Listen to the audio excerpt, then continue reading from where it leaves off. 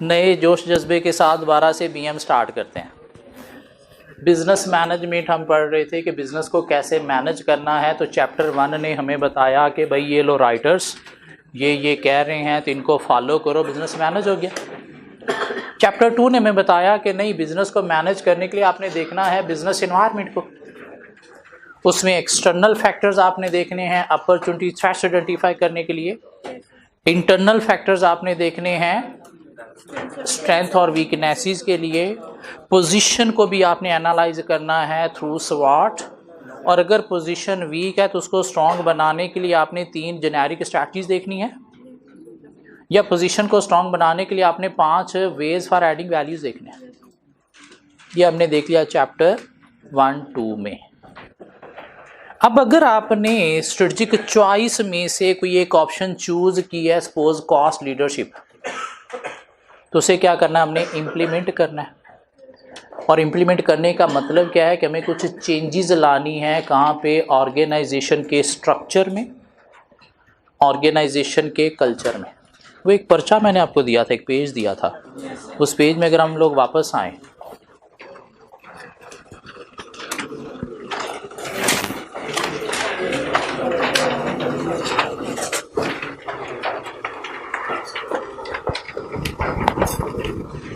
इसको ज़रा नज़र मारें, देखें कोई चीज़ समझ आती है कि हमने पीछे क्या किया है और कैसे किया। जी, बिजनेस मैनेजमेंट का मतलब क्या था? बिजनेस की स्ट्रैटेजी प्रिपेयर करना, और स्ट्रैटेजी हम प्रिपेयर करेंगे through a process called strategic process, जिसमें 3 इंटररिलेटेड प्रोसेसेस इन्वॉल्व थे। Strategic analysis, strategic choice, strategic implementation. Strategic analysis mean to analyse current position of the business, या to analyse factor affecting position of the business. यहाँ पे हमने internal external factor देखे जो हमारी position को affect कर रहे हैं, और अगर वो अफेक्ट कर रहे हैं तो उनसे बचने के लिए हम गए स्ट्रेटजिक चॉइस में। यहाँ पे हमने 3 स्ट्रैटेजीज में से एक स्ट्रैटेजी चूज की, सपोज कॉस्ट लीडरशिप। तब उसे क्या करना, हमने इम्प्लीमेंट करना है। और इम्प्लीमेंट करने का मतलब क्या है कि उसके अकॉर्डिंगली हमें कुछ चेंजेस लानी हैं। कहाँ पे चेंजेस लानी है? ऑर्गेनाइजेशन के स्ट्रक्चर में चेंजेस लानी है, ऑर्गेनाइजेशन के कल्चर में चेंजेस लानी है, और साथ हमने क्या करना है, उन चेंजेस को मैनेज करना है। लेकिन स्ट्रक्चर में चेंजेस लाने से पहले हमें पता होना चाहिए स्ट्रक्चर होता क्या है, कितनी टाइप्स हैं उसकी, उसके कितने एलिमेंट्स हैं, कब कौन सा स्ट्रक्चर अच्छा होता है। तो सारा हम पढ़ेंगे चैप्टर 3 के अंदर। कल्चर को चेंज करने से पहले हमें देखना है कल्चर होता क्या है, उसकी कितनी टाइप्स हैं, क्या उसके एलिमेंट्स हैं, कब कौन सा कल्चर अच्छा होता है। तो वो सारा हम पढ़ेंगे चैप्टर 5 के अंदर। इसलिए चैप्टर 3 के बाद हम कवर करेंगे चैप्टर 5। फिर हम देखेंगे स्ट्रक्चर या कल्चर को चेंज करना है तो उस चेंज को मैनेज कैसे करना है। तो चेंज को मैनेज करने के लिए हम पढ़ेंगे चैप्टर 4। इन चैप्टर 3, 4, 5 क्या है? स्ट्रेटजिक इम्प्लीमेंटेशन के जो स्ट्रैटेजी चूज की है, हमें उसके अकॉर्डिंगली चेंजेस लानी है ऑर्गेनाइजेशन के स्ट्रक्चर में, ऑर्गेनाइजेशन के कल्चर में। तो स्ट्रक्चर में चेंज करने से पहले स्ट्रक्चर होता क्या है, वो चैप्टर 3 में देखेंगे। कल्चर चेंज करने से पहले देखेंगे कल्चर होता क्या है, चैप्टर 5 में देखेंगे। और फिर चैप्टर 4 में देखेंगे कि स्ट्रक्चर या कल्चर को चेंज करना है तो उस चेंज को मैनेज कैसे करना है। मीन 3 के बाद हम 5 पढ़ेंगे, फिर जाएंगे चैप्टर 4 के अंदर।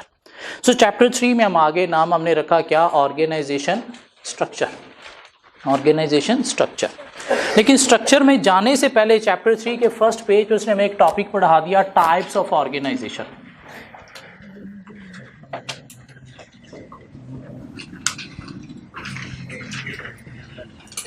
टाइप्स ऑफ ऑर्गेनाइजेशन कि कल को अगर आपने अकाउंटेंट बन जाना है तो किसी ऑर्गेनाइजेशन में जाना है तो आपको पता होना चाहिए ऑर्गेनाइजेशन की टाइप्स हैं कितनी, मीन किस ऑर्गेनाइजेशन में मैं जा रहा हूँ उसका नॉलेज होना चाहिए। कहते हैं मेनली 2 तरह की ऑर्गेनाइजेशन होती हैं। बिजनेस ऑर्गेनाइजेशन,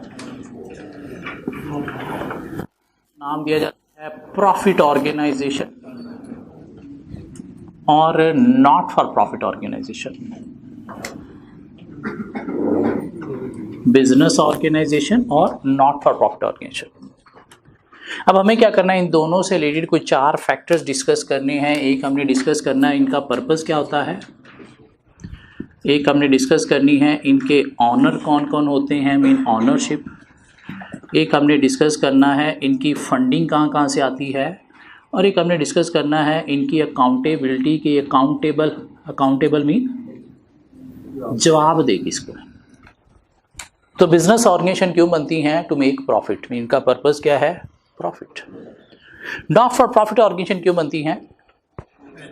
सोशल वेलफेयर के लिए। सोशल वेलफेयर के लिए इनका पर्पस क्या है? Other than profit.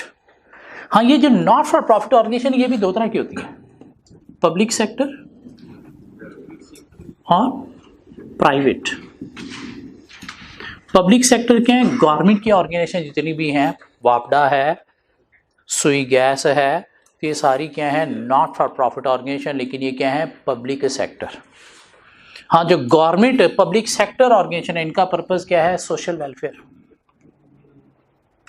जबकि प्राइवेट ऑर्गेनाइजेशन कोई एनजीओ है, कोई चैरिटी है, तो सोशल वेलफेयर है, लेकिन कोई स्पेसिफिक पर्पस, लाइक हमने एजुकेशन प्रोवाइड करनी है, लाइक हमने हेल्थ प्रोवाइड करनी है, लाइक हमने स्पोर्ट्स कम्युनिटी डेवलप करनी है, मीन लोगों को स्पोर्ट्स रिलेटेड हमने एक्टिविटीज़ में हेल्प करना है, या कोई साइंटिफिक डिस्कवरीज, कोई डेवलपमेंट चीज़ों की भी हो सकती है। लेकिन इनका पर्पस क्या है? प्रॉफिट कमाना। और इनका पर्पस क्या है? Other than profit. Other than profit क्या हो सकता है? Social welfare. ऑनर्स की बात करें, बिजनेस ऑर्गेनाइजेशन के ऑनर कौन होते हैं? Share holder. Share holder. Public sector के ऑनर कौन होते हैं? गवर्नमेंट। गवर्नमेंट किसकी है? हमारी। तो in general public sector organisation के ऑनर कौन है?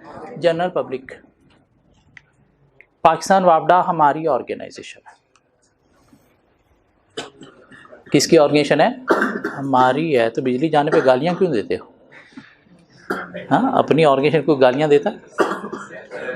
पाकिस्तान पुलिस फोर्स एक ऑर्गेनाइजेशन है, किसकी? हमारी। पाकिस्तान आर्मी एक ऑर्गेनाइजेशन है, किसकी है? हमारी है। ये हमारे मुलाजम उसे चला रहे हैं। चीफ ऑफ आर्मी स्टाफ कौन है? हमारा मुलाजम है, जिसको हमने कहा कि तू चला। ये पुलिस वाले कौन है? हमारे मुलाजम है, हम इनको पे करते हैं अपने टैक्स से। टैक्स पे करते हो आप?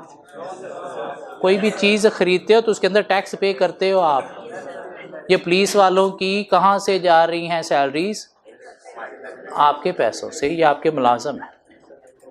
तो क्या हमें इनसे डरने की ज़रूरत है? लेकिन अपने मुलाजमों से कोई डरेगा? हाँ, डरने की ज़रूरत है? नहीं ज़रूरत। कब डरोगे? जब आप गलत हो।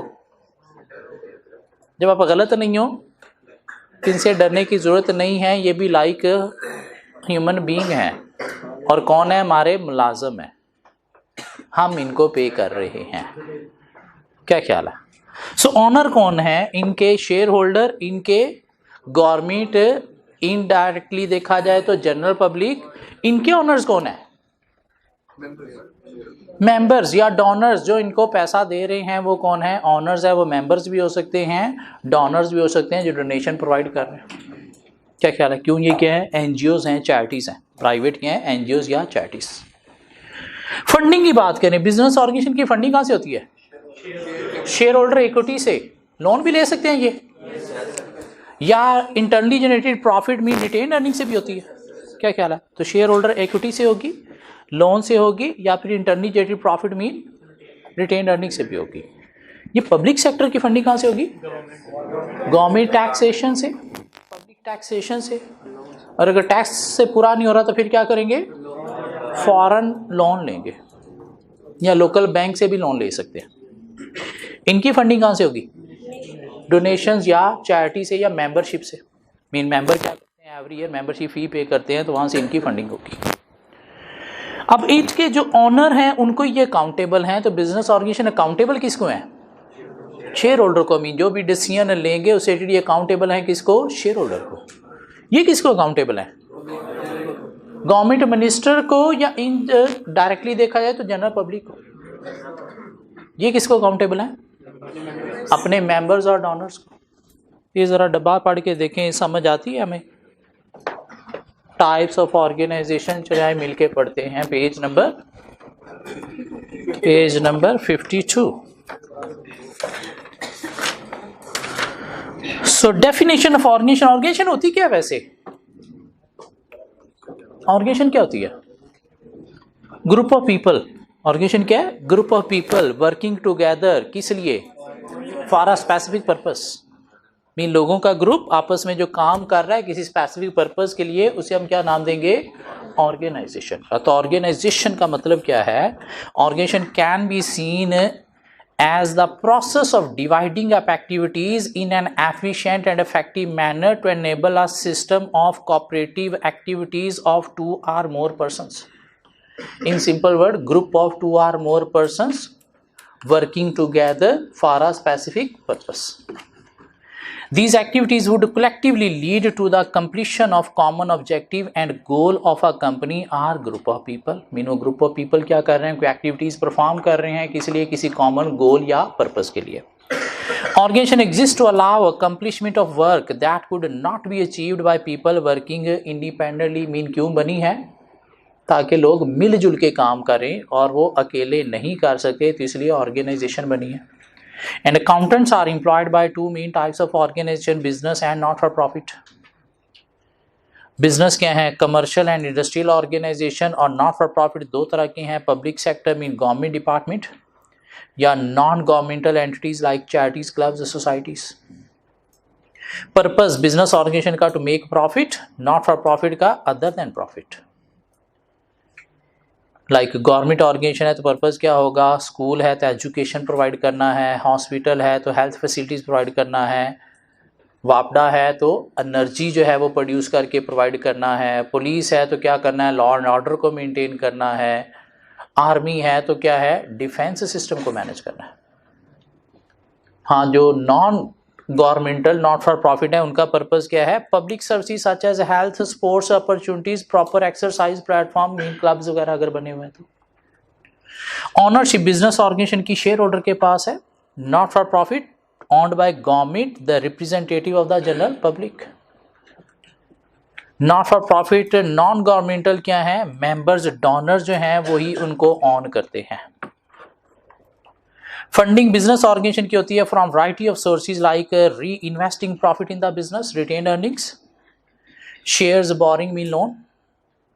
Not for profit public sector की फंडिंग होती है कहाँ से? गवर्नमेंट से, जनरल टैक्सेशन से। और non governmental not for profit की होती है कहाँ से? गवर्नमेंट ग्रांट्स भी मिलती हैं उनको, डोनेशंस भी मिलती हैं उनको, या फिर चैरिटी भी मिलती है, लेकिन बड़ी ही लिमिटेड मनी होती है उनके पास। और अकाउंटेबल है हर ऑर्गेनाइजेशन किसको? अपने ऑनर को regarding decision as well as performance, regarding decision as well as performance. नीचे उसने कुछ बिजनेस ऑर्गेनाइजेशन जो है उसकी टाइप्स बता दी। किसकी? बिजनेस ऑर्गेनाइजेशन की। तो बिजनेस ऑर्गेनाइजेशन क्या क्या होती हैं? कोई सोल ट्रेडरशिप हो सकती है, पार्टनरशिप हो सकती है, या लिमिटेड कंपनी हो सकती है। सोल ट्रेडर क्या है? एक ऑनर का बिजनेस जिसे अकेले ऑनर ने मैनेज करना है और जितना भी प्रॉफिट है लॉस है उसी अकेले ने शेयर करना है। हाँ, नीचे कोई छोटे मोटे एम्प्लॉयज़ थोड़े से हो सकते हैं, लेकिन सब कुछ मैनेज कौन करेगा? ऑनर। और जब बिजनेस अपनी स्टार्ट स्टेज में होता है तो क्या होता है? Soul tradership. क्या ख्याल है? पार्टनरशिप क्या है? दो या दो से ज़्यादा लोगों का बिजनेस जो आपस में प्रॉफिट एंड लॉस शेयर कर रहे हैं और सब उसमें ऑपरेट कर रहे हैं। मैक्सिमम कितने लोग हो सकते हैं इसके अंदर? 20 या ज़्यादा भी हो सकते हैं, लेकिन मैक्सिमम 20 तक होता है। ये जो अकाउंटेंसी फर्म्स हैं ये ज़्यादातर पार्टनरशिप बिजनेस होते हैं। लॉयर फर्म्स जो हैं, सॉलिसिटर फर्म्स जो हैं वो क्या होती हैं? Partnership business. लेकिन सोल ट्रेडर और पार्टनरशिप दोनों में ऑनर की लायबिलिटी क्या है? अनलिमिटेड मीन लॉसेस की सूरत में पर्सनल प्रॉपर्टी भी बेची जा सकती है। लिमिटेड कंपनी क्या है? जहां पे ऑनर की लायबिलिटी क्या है? Limited up to the extent of investment. हाँ, कंपनी के ऑनर कोई और हैं, चला उसे कोई और रहे हैं, लेकिन लायबिलिटी क्या है? लिमिटेड। लॉसेस की सूरत में आपकी पर्सनल प्रॉपर्टी नहीं बेची जाएगी। एक चौथी उसने एग्जाम्पल और दे दी, क्लब्स एंड सोसाइटीज। क्लब्स या सोसाइटीज ये क्या है? कुछ लोगों ने मिलके एक ऑर्गेनाइजेशन बनाई है, सारे इसको चला रहे हैं और जो बेनिफिट्स हैं वो आपस में शेयर कर रहे हैं, उसे क्या नाम देंगे? क्लब या सोसाइटी। मीनिंग एक एरिया के रहने वाले लोगों ने एक ऑर्गेनाइजेशन बनाई है, सारे इसको चला रहे हैं और बेनिफिट्स क्या कर रहे हैं? आपस में शेयर कर रहे हैं और सारे इसमें एक्टिवली रोल भी प्ले कर रहे हैं। लाइक कुछ 4-5 डॉक्टर्स ने मिलके एक हॉस्पिटल बना लिया। हॉस्पिटल बना लिया है, क्यों बना लिया है? कि सारी ज़िंदगी हमने जनता से बहुत कमा लिया, चलो अब थोड़ी सी जनता की खिदमत कर लें, अपनी आखिरत संवार लें। तो 4-5 मिलके उसे ऑपरेट कर रहे हैं और फ्री सर्विसेज प्रोवाइड कर रहे हैं और बेनिफिट्स आपस में शेयर कर रहे हैं। बेनिफिट्स क्या होंगे? दुआएं या नंबर ऑफ पेशेंट्स जो हमने ट्रीट किए, इतने ट्रीट किए तो वो जो सेटिस्फैक्शन है कि हमने इतना फ्री में पेशेंट्स को ट्रीट किया है, ये क्या है? बेनिफिट है जो आपस में शेयर करेंगे। तो क्या है और बिजनेस ऑर्गेनाइजेशन की type? This type of organisation engage in commercial and industrial activities with the purpose of making a profit. The main types of business organization are sole trader. A sole trader is an individual who owns and operates his or her own business, but might employ a small number of people. There are no legal formalities needed to set up as a sole trader. Any profit made after tax belongs to the owner. The owner is in complete control and is free to make decisions. नहीं, जितना चाहे मर्जी बड़ा business बना ले, छोटा बनाए, बड़ा बनाए, कोई लीगल फॉर्मेलिटीज़, कोई इतनी रजिस्ट्रेशन कंपलसरी नहीं है। पार्टनरशिप में आपको पार्टनरशिप एग्रीमेंट जो है वो साइन करना पड़ेगा, डिसाइड करना पड़ेगा, टर्म्स पे आप चल रहे हो। Partnership exist when the ownership of the business is shared by at least 2 people. In most cases, the maximum number of partners is 20, although there are some exceptions. For example, accountants and solicitors business.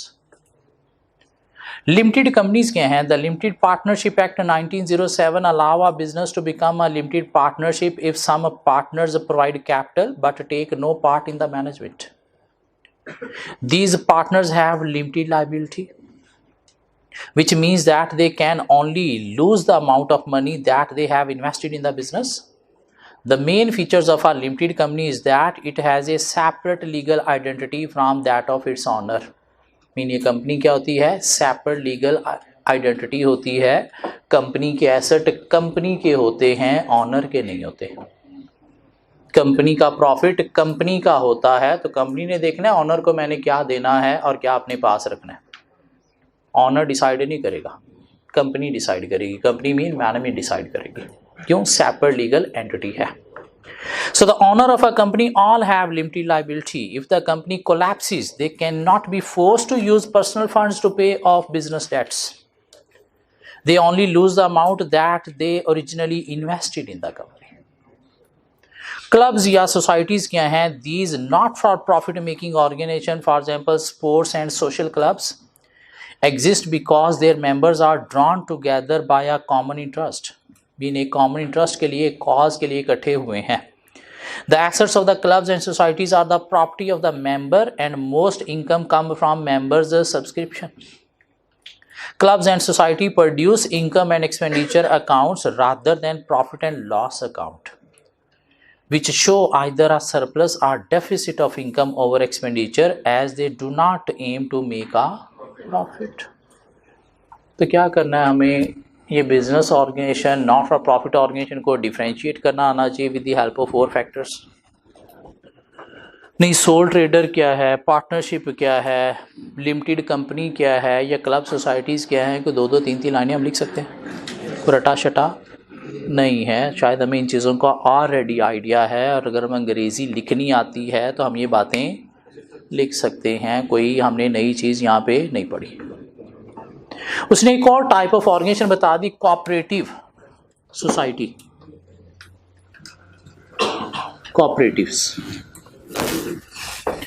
Cooperatives क्या हैं? कुछ ऐसी organisation हैं जो इसके members ने बनाई है, मेंबर ही इसको चला रहे हैं और आपस में बेनिफिट शेयर कर रहे हैं। प्रॉफिट मेकिंग भी हो सकती है, not for profit. Like 5 doctors ने मिलके एक हॉस्पिटल बनाया, पांचों उसमें क्या कर रहे हैं, ऑपरेट कर रहे हैं और उसके बाद प्रॉफिट आपस में शेयर कर रहे हैं, तो ये क्या हो गया, profit making cooperative. Not for profit क्या है कि 5 डॉक्टर्स ने मिलके हॉस्पिटल बनाया, उसमें फ्री सर्विसेज प्रोवाइड कर रहे हैं और उसके बाद बेनिफिट्स आपस में शेयर कर रहे हैं। मीन क्या है, एक ऐसी ऑर्गेनाइजेशन जो मेंबर्स ने बनाई है, मेंबर्स ही उसे चला रहे हैं और मेंबर्स ही उसका बेनिफिट आपस में शेयर कर रहे हैं। कोई 5 फार्मर्स ने मिलके एक एक्सपेंसिव फार्मिंग इक्विपमेंट खरीदा, क्यों, महंगा था, अकेला अकेला नहीं खरीद सकते थे, तो पांचों ने अपना पैसा पूल अप में इकट्ठा किया और एक फार्मिंग इक्विपमेंट खरीदा और पांचों क्या कर रहे हैं, अपनी नीड के अकॉर्डिंगली उसे यूज कर रहे हैं। तो ये भी क्या एक तरह की कोऑपरेटिव ऑर्गेनाइजेशन है। पार्टनरशिप 2 या 2 से ज़्यादा लोगों का बिजनेस है, जिसमें आप क्या करोगे, प्रॉफिट लॉस आपस में शेयर करोगे एग्रीड टर्म्स के ऊपर। इधर उतनी एग्रीड टर्म्स नहीं है, मीन मेंबर्स ने मिलके ये बनाया है, इन्वेस्टमेंट की है, मेंबर्स ही उसे चला रहे हैं और उसके बाद बेनिफिट क्या कर रहे हैं, आपस में शेयर कर रहे हैं। मीन इतना ज़्यादा फॉर्मल नहीं होता ये। क्या ख्याल है? एक एग्जांपल और लेते हैं। सपोज मॉडल टाउन के लोगों ने मिलके क्या किया, अपना एक बैंक बना लिया। क्यों बना लिया कि हम अपने पैसे ये बाकी बैंकों में बाहर भी तो रखते हैं, क्यों ना हम अपने ही बैंक में सारे डिपॉजिट रखें, ताकि हमारी मॉडल टाउन सोसाइटी के अंदर किसी को कभी लोन चाहिए तो इस बैंक से बेनिफिट कहाँ पे आएगा, सिर्फ और सिर्फ हमारी सोसाइटी के अंदर ही। तो ये भी क्या है, एक कोऑपरेटिव ऑर्गेनाइजेशन है। या यूके में एक बाईसाइकिल कोऑपरेटिव भी चलती है। बाईसाइकिल कोऑपरेटिव क्या है कि बैंक ने क्या किया, काफ़ी सारे अनएम्प्लॉयड लोगों को इकट्ठा किया और कहा कि मैं पैसा देता हूं और हम बनाते हैं एक, ये मेले में जो फेरी वाले नहीं आते बाईसाइकिल पे, इस तरह के हम एक ग्रॉसरी बाईसाइकिल शॉप बनाते हैं। आप गली मोहल्लों में जाके चीज़ें बेचोगे और जो प्रॉफिट होगा वो हम आपस में शेयर कर लिया करेंगे। या नहीं, आप इस तरह करो, 10 साल तक हम प्रॉफिट शेयर करेंगे, क्यों, 10 साल में मेरी इन्वेस्टमेंट वापस आ जाएगी तो उसके बाद ये मैं आपको दे दूंगा। जिससे क्या हुआ, अनएम्प्लॉयमेंट खत्म होगी और एक ऑर्गेनाइजेशन के थ्रू क्या हुआ, बेनिफिट आपस में मेंबर शेयर्स कर रहे हैं। या आजकल हम डिफरेंट स्टोर्स पे जाते हैं, वो हमें अपना कोई लॉयल्टी कार्ड देते हैं कि अगर आप परचेज करते वक्त ये कार्ड हमें दिखाओगे तो इसमें पॉइंट सेंटर होंगे। वो पॉइंट सेंटर होंगे तो बाद में उन पॉइंट्स के थ्रू आप परचेजिंग भी कर सकते हो फ्री में। वो बेसिकली जो पॉइंट हमें मिल रहे होते हैं वो क्या मिल रहा होता है, प्रॉफिट का शेयर मिल रहा होता है। तो ऑर्गेनाइजेशन की बिलीव क्या है कि आप हमारे लॉयल कस्टमर हो, लॉयल कस्टमर हो तो हमारा प्रॉफिट जनरेट करने में हमें हेल्प कर रहे हो, तो ये पॉइंट्स की फॉर्म में हम क्या कर रहे हैं, आपके साथ अपना प्रॉफिट शेयर कर रहे हैं। क्यों, आप हमें कोऑपरेट करते हो तो हम भी आपके साथ कोऑपरेट कर रहे हैं। ये भी क्या एक तरह की कोऑपरेटिव ऑर्गेनाइजेशन है। मीन मेंबर्स ने बनाई है, मेंबर्स ही उसको चला रहे हैं और मेंबर्स ही क्या कर रहे हैं, आपस में बेनिफिट शेयर कर रहे हैं। हाँ, वो कोई फार्मर ने मिलके एक्सपेंसिव फार्मिंग इक्विपमेंट बाय किया है तो वो भी कोऑपरेटिव है। बैंक ने लोगों को इकट्ठा करके बाईसाइकिल शॉप बनाई है तो वो भी कोऑपरेटिव है। डॉक्टर्स ने मिलके एक हॉस्पिटल बनाया है और डॉक्टर्स जी उसमें ऑपरेट कर रहे हैं और बेनिफिट शेयर कर रहे हैं तो वो भी क्या है, कोऑपरेटिव है। तो क्या है cooperative organization? Cooperatives are organization in which there are members and all members are actively involved in its activities and share in the benefits that the cooperative provides. If they are commercial business, mean profit making, the profit are shared. If not for profit cooperative, other benefits such as output produced are shared. इन कितने number of patients हमने treat किए, तो ये क्या है, output. Cooperatives are more common in some countries than in others. Few are mentioned below. Workers cooperative operating a farm or a factory. Mean लोगों ने मिल के, लाइक डॉक्टर्स ने मिल के हॉस्पिटल बनाया और ऑपरेट कर रहे हैं मिल के और बेनिफिट शेयर कर रहे हैं। Cooperative to purchase and use expensive equipment like a small number of farmers cooperative for agriculture tools. Yeah, retail cooperative society operating a chain of retail store and a commercial bank. Shopping in the society outlet makes individual its members. An annual share depend on profit society has earned and shopping members have done in the society store. Mean loyalty card के through जो आपको point मिल रहे हैं, या bicycle cooperative operating bicycle retail outlets, 1 year of full-time employment and makes employee member of cooperative, profit are shared between its members. Mean profit share भी हो सकता है, यानी 1 साल तक हम शेयर करेंगे, उसके बाद ये साइकिल किसकी होगी, आपकी होगी, मीन आपकी ऑनरशिप होगी। ये क्या है, कोऑपरेटिव की एग्जांपल्स हैं। तो क्या करना, हमें इसकी डेफिनेशन देनी आनी चाहिए 3 लाइनों की, और कोई 1-2 एग्जांपल्स हमें देनी आनी चाहिए। क्या ख्याल है, वर्कर्स की भी हो सकती है, कोई एक्सपेंसिव परचेज ऑफ इक्विपमेंट की भी हो सकती है। सो क्या पढ़ लिया हमने, types of organization. Business organisation और नॉट फॉर प्रॉफिट में डिफरेंस क्या है, पर्पस डिफरेंट है, ऑनरशिप डिफरेंट है, फंडिंग डिफरेंट है, अकाउंटेबिलिटी डिफरेंट है। नहीं, बिजनेस ऑर्गेनाइजेशन के आगे कोई 4 टाइप्स हैं, सोल ट्रेडरशिप है, पार्टनरशिप है, लिमिटेड कंपनी है, क्लब या सोसाइटी है। नहीं, एक सेपरेट ऑर्गेनाइजेशन कोऑपरेटिव भी कोई चीज़ है, क्या है उसकी एग्जांपल दें तो क्या ख्याल है। तो ये क्या था, टाइप्स का एक टॉपिक कंप्लीट हो गया। चार्टर्ड अकाउंटेंट मिलके जो फर्म बनाते हैं वो ज़्यादातर पार्टनरशिप बिजनेस होते हैं। किस लिए, पैसे के लिए। हाँ, वो सारे मिलके सर्विसेज दे रहे हैं, किसी और को नहीं रख रहे, तो फिर कोऑपरेटिव भी है। लेकिन अगर अपने नीचे स्टाफ भी रख रहे हैं तो फिर किस लिए, प्रॉफिट के लिए बनाया, तो वो फिर क्या बन गया, पार्टनरशिप बिजनेस बन गया। एक बंदे ने अपनी फर्म बना ली तो वो क्या हो गया, सोल ट्रेडर बिजनेस हो गया। क्या ख्याल है, कोऑपरेटिव में क्या है, नॉर्मली और एम्प्लॉयज़ नहीं है, जो मेंबर्स हैं जिन्होंने बनाई है वही उसमें रोल प्ले कर रहे हैं और वही बेनिफिट शेयर कर रहे हैं। क्या ख्याल है। सो चैप्टर 3 के अंदर एक और टॉपिक हमें मिल गया, स्टेक होल्डर्स।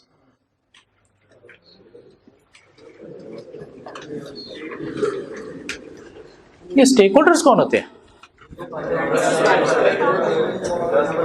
स्टेक होल्डर कौन होता है, वो लोग जिनका ऑर्गेनाइजेशन के अंदर स्टेक मीन इंटरेस्ट है। कोई एग्जांपल देंगे मुझे, कौन कौन होते हैं। शेयर होल्डर है, एम्प्लॉयज है, मैनेजमेंट है, कस्टमर है, सप्लायर है, गवर्नमेंट है, बैंक है। सबसे हाई प्रायोरिटी किस स्टेक होल्डर को देनी चाहिए, सबसे हाई प्रायोरिटी किस स्टेक होल्डर को देनी चाहिए, शेयर होल्डर या कस्टमर। शेयर होल्डर क्यों, क्योंकि ऑनर है। लेकिन वो कहता है नहीं, सबसे high priority putting customer first किसे देनी चाहिए, कस्टमर को। क्यों, ये है तो शेयर होल्डर भी है, सारी दुनिया आपके साथ है, ये नहीं है तो शेयर होल्डर भी नहीं है। क्या ख्याल है, भाग जाएगा शेयर होल्डर पे, क्यों, आपके पास कस्टमर नहीं है, कस्टमर नहीं है मीन प्रॉफिटेबिलिटी नहीं है। तो हाई प्रायोरिटी किसे देनी चाहिए, कस्टमर। हाँ, उसके बाद शेयर होल्डर को, क्यों, वो बिजनेस के ऑनर हैं। उसके बाद सप्लायर को, क्यों, वो आपको सप्लाईज दे रहा है, वो देगा तो बिजनेस चलेगा ना। उसके बाद कंपनी की मैनेजमेंट को, क्यों, बिजनेस चला ये रहे हैं। उसके बाद कंपनी के एम्प्लॉइज, और ये कौन है, आपके प्राइमरी स्टेक होल्डर, जिनके बिना बिजनेस खत्म, तबाह। उसके बाद कुछ सेकेंडरी स्टेक होल्डर आएंगे। सेकेंडरी स्टेक होल्डर में कौन आएगा, गवर्नमेंट आएगी, लाइक टैक्सेशन डिपार्टमेंट है या फिर रजिस्ट्रार डिपार्टमेंट है। उसके बाद आएंगे financial institution. Financial institution mean bank, जो आपको लोन प्रोवाइड करते हैं या आपकी मनी इन आउट करने में आपको हेल्प देते हैं, आपकी मनी को सिक्योरली प्लेस करने में हेल्प देते हैं। उसके बाद आएगी जनरल पब्लिक, जिसको रिप्रेजेंट कर रही होती हैं कुछ ऑर्गेनाइजेशन जिनको नाम दिया जाता है pressure groups, like media groups. और उसके बाद आएगी लोकल कम्युनिटी, जहां पे आप बिजनेस ऑपरेट कर रहे हो, वहां की जनता भी आपके क्या है, स्टेक होल्डर। और स्टेक होल्डर का मतलब क्या है, a person or group of person, a person or group of person. Group of person other organisation को भी कहा जा सकता है। A person or group of person mean other organisation who have stake in the organisation, stake i.e. Interest in the organisation. Mean हर वो बंदा या ग्रुप ऑफ बंदा जिसका ऑर्गेनाइजेशन में इंटरेस्ट है उसे हम क्या नाम देंगे? Stakeholder. जब कहते हैं स्टेक होल्डर क्या है? A person or group of person who can affect or can be affected by the activities of the organization are called its stakeholder. A person, a group of person who can affect or can be affected by the organization, mean जो organization को affect करता है या organization से affect होता है वो कौन है? stakeholder। और ये सारे लोग organization को या तो affect करते हैं या ऐसे होते हैं, तो ये कौन है? stakeholder। फॉर एग्जाम्पल हमने क्या ली? Customer, shareholder, supplier, management, employees, government, bank, general public, local community. Local community आपके बिजनेस से अफेक्ट होती है? क्या ख्याल है? जहाँ पे आपका बिजनेस है वहाँ की जो लोकल जनता है आपके बिजनेस से अफेक्ट होती है? आपकी पॉल्यूशन से अफेक्ट होती है? आपकी गाड़ियाँ आती हैं, ट्रैफिक जैम होता है तो वो अफेक्ट होती है, तो आपके स्टेक होल्डर हैं। और एक बिजनेस को क्या करना है? मैनेज करने के लिए सिर्फ अपना बेस्ट नहीं, स्टेक होल्डर का बेस्ट भी देखना है। इनकी सपोर्ट है तो आपका बिजनेस है, इनकी सपोर्ट नहीं है तो आपका बिजनेस खत्म। क्यों? ये आपको सपोर्ट तब प्रोवाइड करेंगे जब तक आप इनका बेनिफिट इन्हें प्रोवाइड करोगे। तो इसलिए स्ट्रैटेजी मेकिंग में, डिसीजन मेकिंग में, प्लानिंग में सिर्फ अपना प्रॉफिट नहीं देखना, स्टेक होल्डर का बेनिफिट भी कंसीडर करना है। अगर जाने अनजाने में आपने इनका बेनिफिट कंसीडर नहीं किया, इनके अगेंस्ट डिसीजन ले बैठे, तो इनकी सपोर्ट बंद होने से बिजनेस आपका तबाह हो जाएगा, मैनेज नहीं होगा। इसलिए अच्छी मैनेजमेंट के लिए आपको क्या करना है? स्टेक होल्डर को कंसीडर करना है वाइल मेकिंग डिसीजंस। लेकिन वो कंसीडर करने से पहले आपको पता होना चाहिए कौन सा स्टेक होल्डर चाहता क्या आपसे। अगर आपको यही नहीं पता कौन क्या चाहता है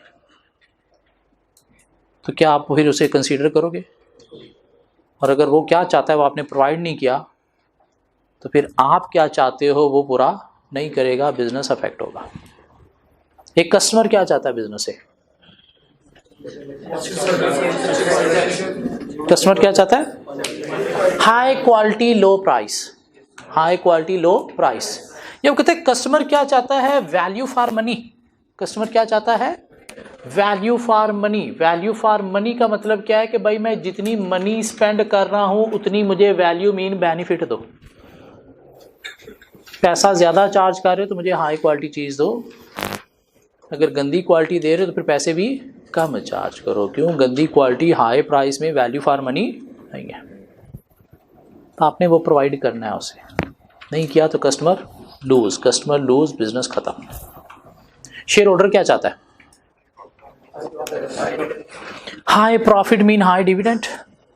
साथ चाहता है मैक्सिमाइजिंग शेयर प्राइस, शेयर की प्राइस भी हाई जानी चाहिए। क्यों? अगर आज मैं 100 का शेयर खरीद रहा हूं तो कल को बेचने जाऊं तो 120 का बिकना चाहिए। अगर 100 का ही बिकना है तो मुझे फायदा क्या है इन्वेस्टमेंट का? मैं किसी प्रॉपर्टी में ना इन्वेस्टमेंट कर लेता। इसलिए क्या चाहता है? High profitability, high dividend and high share price. साथ शेयर होल्डर चाहता है no investment in risky projects. Risky projects में इन्वेस्टमेंट नहीं करो, इन्वॉल्व नहीं हो रिस्की प्रोजेक्ट में। क्यों? मेरा पैसा आप यूज कर रहे हो, इसलिए रिस्क फ्री इन्वेस्टमेंट करो। साथ शेयर होल्डर चाहता है कि अगर आप बिजनेस को एक्सपैंड कर रहे हो तो बिजनेस को एक्सपैंड करने के दो वेज हैं। एक होता है ऑर्गेनिक ग्रोथ, मीन बिजनेस की ग्रोथ दो तरह से होती है, organic growth and acquisition growth. Organic growth and acquisition growth. Organic growth क्या है? खुद से बिजनेस यूनिट क्रिएट करके बिजनेस को एक्सपैंड करना। मीन पहले आपने कहीं पे लैंड ली, उसके ऊपर एक बिल्डिंग कंस्ट्रक्ट की, उसमें एक सिस्टम इंस्टॉल किया, एम्प्लॉयज अपॉइंट किए, उसके बाद बिजनेस यूनिट क्रिएट हुआ। ये क्या है? Self generated business unit mean organic growth. Acquisition growth क्या है? एक बना बनाया बिजनेस को एक्वायर किया, उसका बोर्ड हटा के सुबह अपना बोर्ड लगा दिया। क्विक ग्रोथ कौन सी है? ऑर्गेनिक या एक्विजिशन? लेकिन वो कहते हैं जितनी क्विक है उतनी रिस्की भी है। क्यों? जिसे आप खरीद रहे हो तो उसके फायदे नहीं, साथ उसकी मुसीबतें भी खरीद रहे हो। उसमें कोई मसला है तो उसका ऑनर बेच रहा है ना। अपना अच्छा चलता बिजनेस यूनिट को बेचता है नहीं। तो इसलिए ये क्या है, हाई रिस्की ग्रोथ है और शेयर होल्डर कभी भी इसे प्रेफर नहीं करता। ये एक्विजिशन को हम टेक ओवर का नाम भी दे सकते हैं। क्या ख्याल है? टेक ओवर बिड मीन आपने क्या किया, बिडिंग की किसी को एक्वायर करने के लिए। तो ग्रोथ करनी है तो शेयर होल्डर कौन सी प्रेफर करेगा, ऑर्गेनिक या takeover bid? Organic, no takeover bid. Business takeover में ना जाए, एक्विजिशन में ना जाए। तो 4 कंसर्न है शेयर होल्डर के। High profitability, high dividend, high share price, no involvement in risky projects, risky investments, and no takeover bid, no acquisition growth. ये 4 बातें हमने लर्न करनी। शेयर होल्डर चाहता क्या है? कहीं पे नजर आ रहा है आपको? शेयर होल्डर चाहता क्या? 4 बुलेट्स नजर आ रहे हैं। क्या होता है, क्यों होता है, वो एक अलग बात है। हाँ, शेयर होल्डर मेजोरिटी भी होता है, माइनॉरिटी भी होता है। हाँ, मेजोरिटी के 4 कंसर्न है, लेकिन जो माइनॉरिटी है जिसने थोड़ा सा पैसा सिर्फ प्रॉफिट के लिए, डिविडेंड के लिए इन्वेस्ट किया, तो उसकी एक ही कंसर्न होगी, क्या? प्रॉफिट और डिविडेंड हाई मिलना चाहिए। लेकिन जो मेजोरिटी है उसकी 4 कंसर्न होगी। इसके अलावा अगर हम जाएं, मैनेजमेंट क्या, सप्लायर क्या चाहता है बिजनेस से? सप्लायर क्या चाहता है बिजनेस से? On time payments, on time payments. साथ क्या चाहता है? कंटिन्यू सप्लाईज, मीन कंटिन्यू रखो बाइंग। क्यों? मेरी सेल कंटिन्यू रहेगी। अगर आप बाइंग कम करते हो तो मेरी सेल अफेक्ट होती है। तो क्या चाहता है? On time payments. दूसरा, कंटिन्यू बाइंग। तीसरा, सप्लायर चाहता है एथिकल ट्रीटमेंट। एथिक्स का मतलब क्या था? राइट रॉन्ग को कंसीडर करना, मीन थोड़ा सा मेरे साथ एथिकली ट्रीट करो। एथिकली ट्रीट का मतलब क्या है कि थोड़ा मेरा ख्याल करो। मैं आपके बिजनेस को चलाने में हेल्प दे रहा हूँ, आपको सप्लाईज दे रहा हूँ, तो आप भी मेरा थोड़ा ख्याल करो। अगर आपने को किसी ने ऑफर दी कि भाई ये चीज़ मुझसे इतने में ले ले, तुम उठा के उधर नहीं चले जाओ, क्योंकि अगर आप उधर चले गए तो मेरा बिजनेस तबाह हो जाएगा। मेरे साथ एटलीस्ट एक दफ़ा डिस्कस करो, हो सकता है मैं वो चीज़ आपको उतने में दे दूँ, या जाने से पहले एटलीस्ट मुझे इन्फॉर्म करो ताकि मैं अपना कोई अल्टरनेटिव देख सकूं। अगर आप मुंह उठा के उधर चले गए तो मेरा बिजनेस अफेक्ट हो गया, तो ये राइट बिहेवियर नहीं है, ये रॉन्ग बिहेवियर है। इसलिए प्लीज़ क्या करो, एथिकली ट्रीट करो मुझे। इन सिंपल वर्ड क्या चाहता है कि मेरे साथ शो करो वफादारी, बेवफाई नहीं। मीन कोई मसला है तो आके डिस्कस करो, हम हो सकता है उसका सलूशन निकाल लेंगे। हाँ, अगर मसला नहीं रिजॉल्व होता तो चलो फिर जाओ, एटलीस्ट मुझे पता हो क्यों जा रहे हो। इसलिए रिलेशन कभी भी गंद गोल के तबाह नहीं करना चाहिए। डिस्कस करके कम्युनिकेशन एथिकल वे में ख़त्म करना चाहिए। क्यों? दुनिया ठीक है बहुत बड़ी है, लेकिन गोल है। भागते भागते भागते भागते आप वहाँ पे वापस भी आ सकते हो, मीन उस बंदे की आपको दोबारा भी ज़रूरत पड़ सकती है। इसलिए रिलेशन कभी भी गंद गोल के ख़त्म नहीं करना चाहिए, प्रॉपर वे में ख़त्म करना चाहिए। अगले बंदे के साथ डिस्कस करके एक चांस देना चाहिए। तो ये भी क्या चाहता है? वफादारी करो, बेवफाई नहीं, मीन एथिकल ट्रीटमेंट। सो 3 कंसर्न है सप्लायर की, on time payments, continue buying and ethical treatment. ये मैनेजमेंट क्या चाहती है बिजनेस से?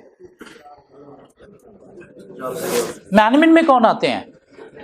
डायरेक्टर्स। वो कहता है ये डायरेक्टर्स भी 2 तरह के होते हैं। डायरेक्टर्स 2 तरह के होते हैं। कौन से?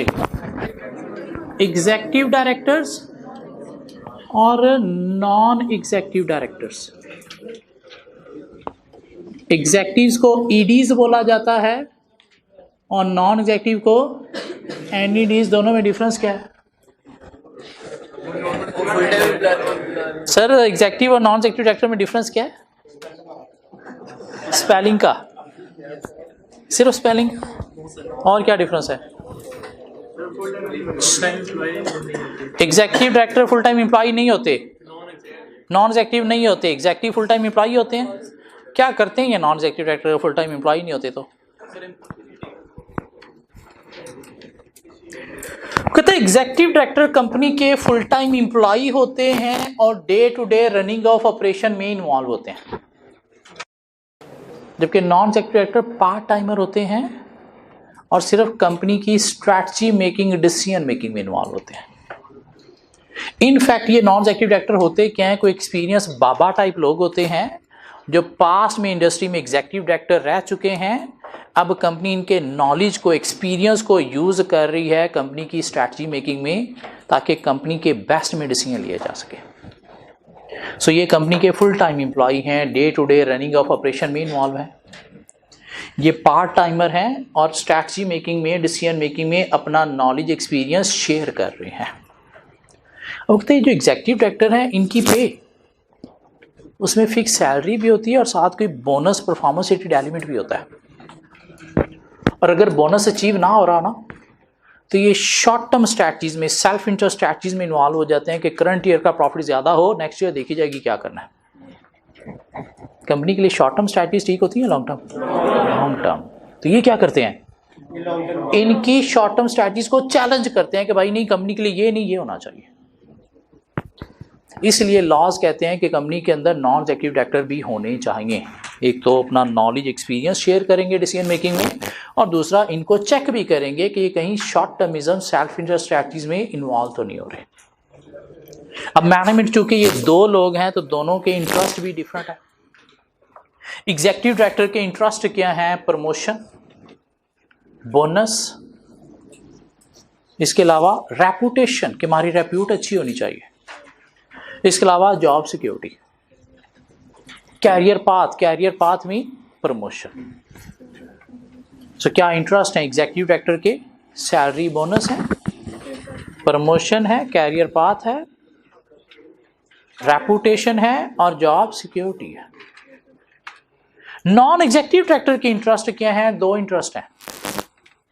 एक क्या है, ऑनरेरियम के हमें ऑनर मिलना चाहिए, मीन कोई ना कोई रिस्पेक्ट मिलनी चाहिए। हम एक्सपीरियंस बाबा टाइप लोग हैं तो हमें रिस्पेक्ट मिलनी चाहिए। और दूसरा एडहेरेंस टू देयर रिकमेंडेशन कि हमारी बातें बड़ी अच्छी हैं तो इनको फॉलो करना चाहिए, आगे से कोई आर्ग्यू ना करे कि हम कंपनी का बेस्ट बता रहे हैं। तो एग्जीक्यूटिव, नॉन एग्जीक्यूटिव को हम डिफरेंशिएट कर सकते हैं। एग्जीक्यूटिव के अंदर शायद एग्जीक्यूटिव की डेफिनेशन मिल गई, नॉन एग्जीक्यूटिव के डब्बे में आप जाओगे तो नॉन एग्जीक्यूटिव की डेफिनेशन मिल गई। और एग्जीक्यूटिव की कंसर्न क्या है, 4, और नॉन एग्जीक्यूटिव डायरेक्टर की कंसर्न क्या है, 2। बाकी स्टेक होल्डर क्या चाहते हैं होपफुली हम कल कवर करेंगे।